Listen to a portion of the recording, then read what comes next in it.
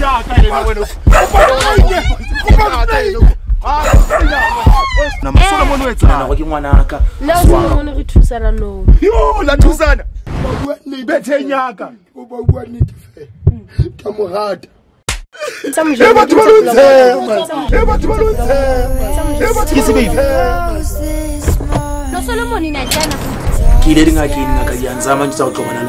me here, I have a macro gift card. So there is a competition, Yana, we have for you. So it's your girl Zesty Z, A to Z, is Signisty C, Nike Z C C. Okay, guys, welcome back to UYAJOLA 99. Today's episode is fire. I tell you, it's fire. Hey. So we have our guy who wrote to us, and he wants our help. As you always know, when you show, we come to the rescue, Baba, and then Sibamba UYAJOLA. Okay. So guys, for you to win the competition, all you've got to do is say hashtag UYAJOLA 99. So it's goodbye from me. Love you guys. Bye. So we have the guy who wrote to us on the message. So namhlanje size kuye sizomba oba udinga oluphusizo from God. So welcome my brother. Unjani? Hayi ndiyaphila. So unibhalele incwadi yakho ithini ke buti? Ngiyabuthatha manje ka girlfriend yakhe ne my sister. Ema girlfriend yakhe ifakuthatha manje. Ifakuthatha kanjani ke buti? Mathatsi ngahena le limo tsi 5 ntse kukhona. Eba silimo sinomfa mathathanyana udoji wabo. Sometimes ke na lo motswara ga busi wa tsala batho bontate ke jwana. Yeah. Ke ga motswara ba lahla botsola ka kwana. O aka sa phone ke parlamenteng. Ya manje motswara ga mo bona bothatha bo bontsha ka watch mo dai. Ena pa motswara man. Ya manje ne go le na. We meet. Oh, meet.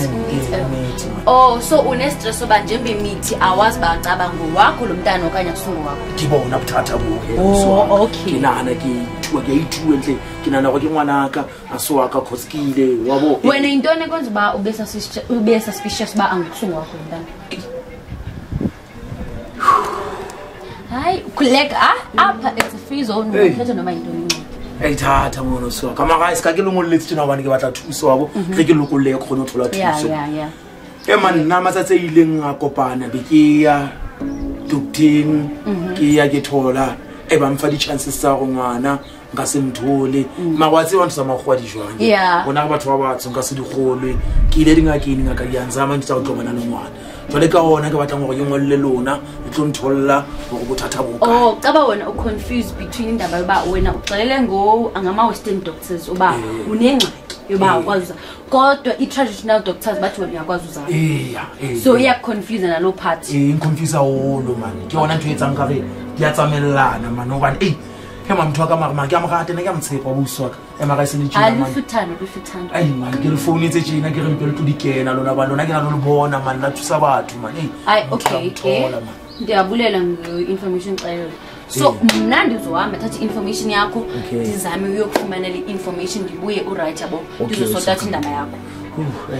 Thank you so much. Thank you. So guys, as you heard from the guy, he's not sure whether his girlfriend is cheating on him because now she's also pregnant, and now he's confused whether he's the baby of the father or what, because the Western doctors are telling him he can't have kids, but the traditional ones, they tell him like they give him imbiza so so okay guys, I'll be back with more information for my brother. From me, this is goodbye. Love you. Okay. How could you say that you love me and leave me for another man? How could you claim that you got my pretend and it's minute and leave me fall on my back? How could you play me a fool and then expect me to continue to run with that? It's your girl Zesty Z on another episode of UYAJOLA 99. But today I have information for Uputwethu Osiphalele last week. So namhlanje ngifuna ukuzombonisa into siphethe konke nje usizo azolidinga from kuthi. So butwam angisho ubungibhalele vele udinga usizo lami. So namhlanje ngizile ke ngiphethe information yonke into ngizokubonisa nomuntu akuthi ukwenzakalani. So ke nangu umuntu wakho, I think it was last week Tuesday la. Nice. Engathi big 16 vele ngamasa ngabo 10 so. Ndiyamona mana kwamba nomuntu. Wahamba nomuntu so uyamazi wena lo mntamba naye? Man ngibone kahle. Okay. Hayi man. Uyo Solomon lo namusa. uSolomon lo uSolomon intwana yami lena bendiyincede edronkweni la sinsithwako. Man wetha la nje. Hayibo ngoku uSolomon ucaba xa ibuye etrongweni ufuna umuntu wakho. Man awusimani wabona kanze khisinya nakho nuke Solomon musa. Kyaka musimo. Hawu. Kyaka mbathwana go betse haka musa. Wena. Umaka. Man ka khisinya nakho. Okay. Sikhona yena namhlanje ke le last week le yena namhlanje izanibonisa namhlanje so la kunamhlanje bayi2 namhlanje Solomon andazi bowuhambile wena uye emsebenzini so usisiza andazi noma akasebenzi ntoni yena uhleli no Solomon mkimthwaka una Solomon wetha njani uyambona nanku ke apha bebancamisana ke kuna la part bayincamisana uswaka ne bawukhaya yona njani akhona manje nje umuntu akumeeting umntana wakho ke ngwanaka wona man ushoka ngakanani ba ngumuntu wakho kisho usike ngwanaka wona kisho ke ngwanaka wona kisho ke ngwanaka wona man so ke ufuna somlanda ake mlande man sisamba somlanda yes kuthiwa so usho ba Solomon umuntu wakho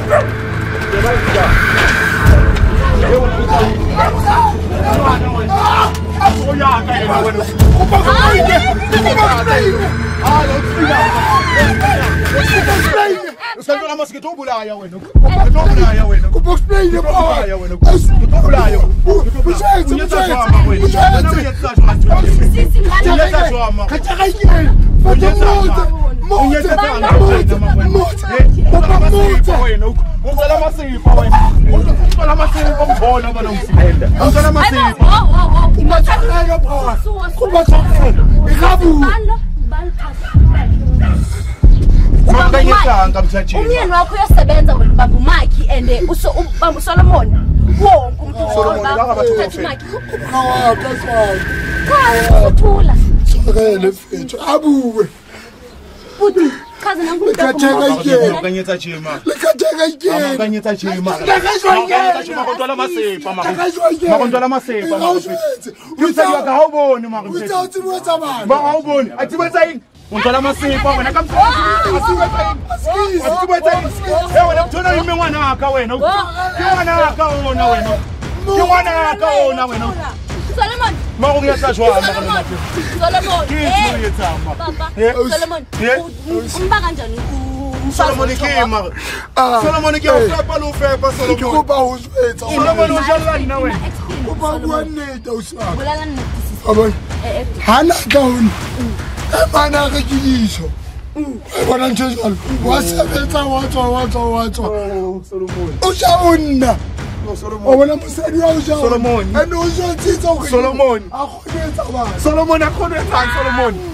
uthula unina manje noma themba so chipsa ka batho bathi hayibo noma themba mako sontwala mpini uyizoba ka wetha bani imani njembe saka Solomon ma wena ngubani ntate umntana ngitshware usho wena ke tlo tshepa jwang go ngwana ka ntse etsa jele bo Solomon ma usho ngakanani ke sho usike ngwana ka man go bana le nna mthola ke ngwana Solomon ma bona go thiba masiko jamtsani kwaka ujamtsani kwaka bo thobela masiko wana mimana ntwe tsama wetsango le mimana tswakele bukawaka kwetsa thongole ngoma go ntsha thema kona nutshena mfethu wa kwetsa thongole ngoma nyetsa thema kabona baby kashithe wathi askisi baby ko thotsena le monna mo bethe ko thotsena na bethe Awuvela mana ndimbuza kaloku ba iqale njani okay yintoni ekwenza uba wena uye kutata Solomon umyeni wakho xa isemsebenzini Wala nasamfam nadi sobe sinje khetha makhi waye kuba bonke abantu ngakhetha umakhe na bhuti sisi hebo mawonyetsa chema baby kangwanaka bonyetsa chema usho njani bangumntana ke ngwanaka usimani akakutela ke mangaya manje etsi bana yena man Solomon etsi bana man ke msadi wa ka mosona usi bhuti kanjani no Solomon wa kena ka mfethu Solomon wa njella mpete. Baby unyetsa jema. Ke ngetsa o yetsetse nyona magalafu. Ke ngetsa o yetsetse nyona. O itse ke motho. O ke sa tlale bona batho ba. Ke kopile thuso ke bona batho ba ka nthusang a ke motho wa. Sentse mo suspect mo. Kopa tshwarelo. Sentse ke sa o tshepe. Kopa tshwarelo. Kaloku jalo sa ntshepo wa sa tsamaya. O ke tsamaya motho wa. After tshwere yentseng bophelong ba rona. Wo seniphothana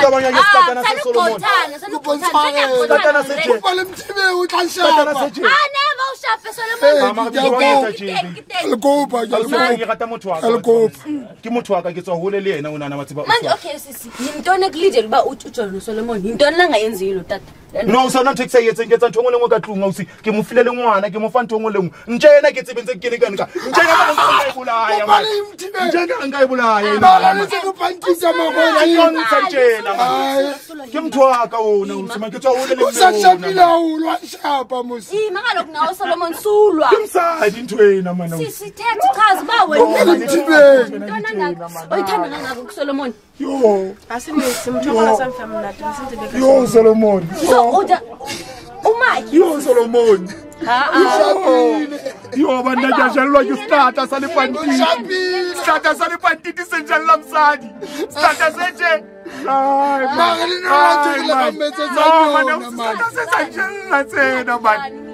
no ke msadi wa ka ona man no ke msadi wa ka man man ke msadi wa ka ona Solomon ai man so wena ukhetha Solomon la msadi wa ka bakala ntshetsona lo wena man ke msadi wa ka mme wa bana ba ka ona man ke msadi wa ka ona man no man baby get a joie baby get a joie ma go ntonyetsa jema wena o kena kae mara ke bona mo sometimes ufike endlini man ay man awusibaba Solomon ke mo bona aka ke mo batho ntona man ke lo phela kanke man ufuneka ay man no aus wathi bantu batla yetsa le kimo so uswaka kopa lu kusayita ba le motho wa ka kopa Solomon atwe tlombulana uswaka motho ke motho wa ke tswa hole le yena ona go ba diphatlo tsa ka ai itso ntja yena man njena itso man ke njena itso ka man ai itso njena man ai itso matwa wena ntja akuba ka Solomon man akuba ka ku fepa wena ntja ke o fepa man ke fepa njena no mama usesh hlahla buti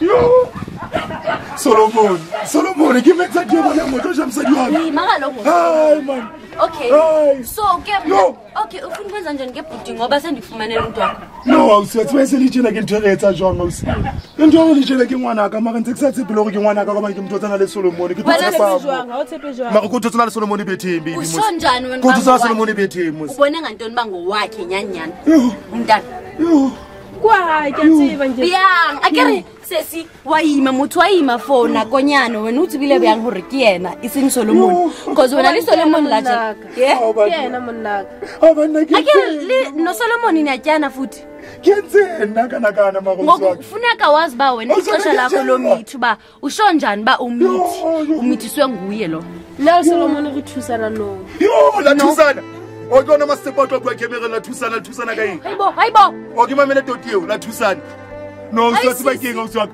ntona ke mthatha yena o swaka no wa thusana mo so swaka mthatha nne go ba dipele di test mana ke tshepa ntwena man a tsa tshepa mso so ufuna sikhathi ka di test o swaka ka di Hima, emre wa ke tobola o nyela wena ke bua le msadi wa ka wena wetsama ke bua le msadi wa ka tswa go man o tsa go ba di tentja yena ma pa tshwene ke ba ka ke nyako no mana ka sobo ke me mana ko tswa Solomon beti ke twe ma jwa ko tswa Solomon beti no man akuba lumthine sikanle mali Solomon wa tsa ke tobola Solomon ba ke mthatha ba go ga wa Solomon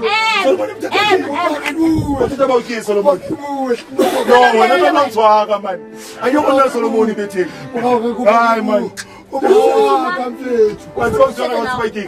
mutona ke tswa wele lena ka bophelo wa tswa ke tswa wele lena ka bophelo uswaka ntjena ke iphutile le skatana ntjena ke zama ka nthongwe le ngwe uswaka mara ke sa gole go kena twetsa ntwena msadi Atsiba bua nnete fela ko batla o o ke mamela wena Solomon ntse ke dula ka monana ke mokoko ka ke go ka monana so ausi o tlile ho nna e bona ke tsebe ne ka ta tswa tropo Jalo blima nna ka fela tshotse. ke go ba tsola go tlabanya go tsola wena tlabanya le bogotsi akothula bana umimana nka botla tufwa kwa mos akothula Ucabanisa njani noThoma wakho mara nguwe okhwele ebhethini nomfazi wakhe? bethenyaka Solomon ke go ba bua nnete bethenyaka go ba bua nnete fela ka mogata a rentse ke le tropo o nyetsa masepa wa etsa o nang ke etsa airtime am file cashback Bese ngoku xa sowubuyile ngecashback ne-airtime uthi mamela ke a tseba ke nna go mara ke a tseba o tsamaya go kae ka di-country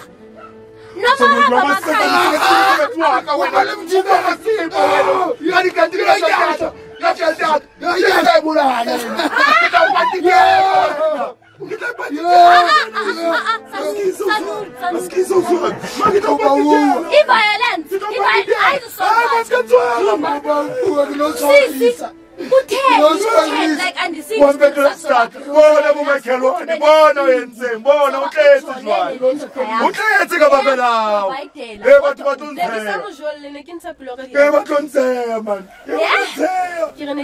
batho ba tlontseya man monna jwale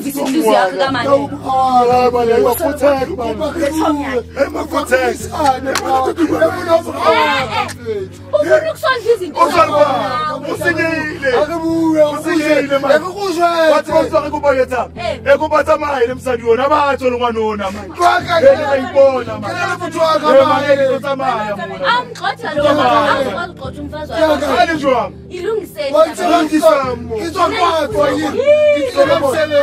Solomon Solomon Solomon kita uthunyonyelo Solomon kita uthunyonyelo bese sika sithunyase kita uthunyonyelo ufile sona So ke mina ngifuna ba wena noSolomon nizane njani nibe nizithomi ngoku ena Solomon atse ke mtsi le tlwaneng o swaka Solomon ke mtho setse ke phela le yena o swaka ne Solomon ke monkile jalo ska wa leloko Solomon ntho le nngwe ke mo ke te ya di family ke mafuke Solomon dia le mo Solomon ke motho ke motho a etseng haholo o tlo a tshwarwa Solomon o jwetse go la tshwarwa ntšhae o la tshwarwa mthona bula ya mme wayo mana ke beta solile kaloku ungadlili usikathaba nisho manje sesiyathetha manje njengaba ayeka zakushapa manje ngisho manje kumele sithole le side lapho ukuthi uzo wena ufike ebhedini kabhuti uthapelo nomfazi wakhe ufike njani atsangwanisa ubaba fela nete le muthi ima nifuna ungivisisa umbuzo wami ngikubuza ba wena nophuthaphela nje nizitshomi njani ngitshomi yakha ibua mara ntšhae la mputla neke na le ka botsotsileng bona ngwaneso le koli ya tsamang ka yona ke teng le yone dišageng tsa yona mara a tshwana taba le yona ba maponesa a la njwetsa gore keng ke gawele ka mogae gore keng ke sethunya sa legwalane wa le tseba legwaleo wa bona karata ba tsefeng wa bona karata ba tsefeng Solomon wa bona karata ba tsefeng jwale Solomon ko la dile tongongko Kola tata unko Solomon so wena ubona ngathi i-revenge bawula nomfazi wakhe nxeba yena kubona mthatha bo akala hlokala akhona lo patayolo mara bibika ntšhae utsancenga nna ka ditšhae mara ntšhatho wena man Solomon okay Solomon so wena ubone opportunity yoba wena ubosha wedwa and then unomfazi so ungcono ubambe lo mfazi onkhala lenyalo Solomon ema ulithalile lenyalo man Sikakuje tsitse eng ukibona mthatha bo Manje ningakathe nenseli buwa nite man. Ningakathe nenseli buwa nite man. Kile lingake man. Kile lingake man. Uswaka wathani ngikwaletse ntona ka. Okay, enabeni uba ayimi into yomuntu wakho ngokwena xa buya uSolomon. Uswaka thwele ngikwaletse ka uswaka uboqoqela njongo usayithi lo uswaka. Emalanga National TV akunataba man. Ngeke monna le nna man. Uswaka kile lingake ngokho uswaka. Eloko phela kile lingake kile lokuthenga uswaka. Baka kunobana lebana uswaka. Baka kuletsa bana uswaka. Akobutepele man. Man, kile ngake man. Ngake ntshwetsitse mo. Ke mo Kenedi man. Uswaka ngake di ntshwetsa wena uswaka. Elo mahaba ntshwele bana. Ke be ke masango. Oh, imasolo sangoko wenza umsenjani. Asibona ngake nesa buima. Ukobana le. Man, man,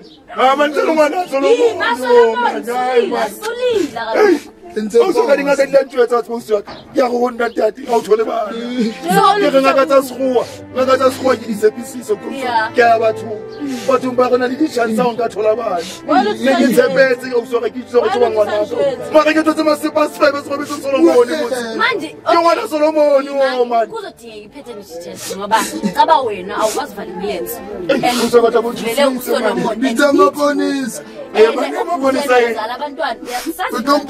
Mtona kamtsiba kuba libitse mapolisa uMichael no bathathu wena mayana ngobani bitsa mapolisa kanti asadonsa utabakaya sumana nomfula yamthola lo bakutheni yena ngimthwako nomswaka also ufuna ukwenza njani 6 no uswaka nje inkinga uswaka. Okay. Njoka ntshisa nka yona uswaka. Ngoba fela ntshisa ka penalty test ke tsole pele le motho ka morata motho tswa hole mana uswaka. Uyabona sisuyathatha. Uyakusolomon. Ubena se. Nengwana nabani ke kita mo fepa mana nakuthatha man.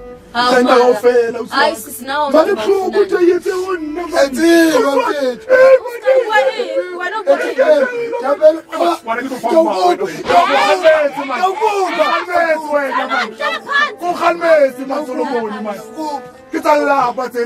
Wena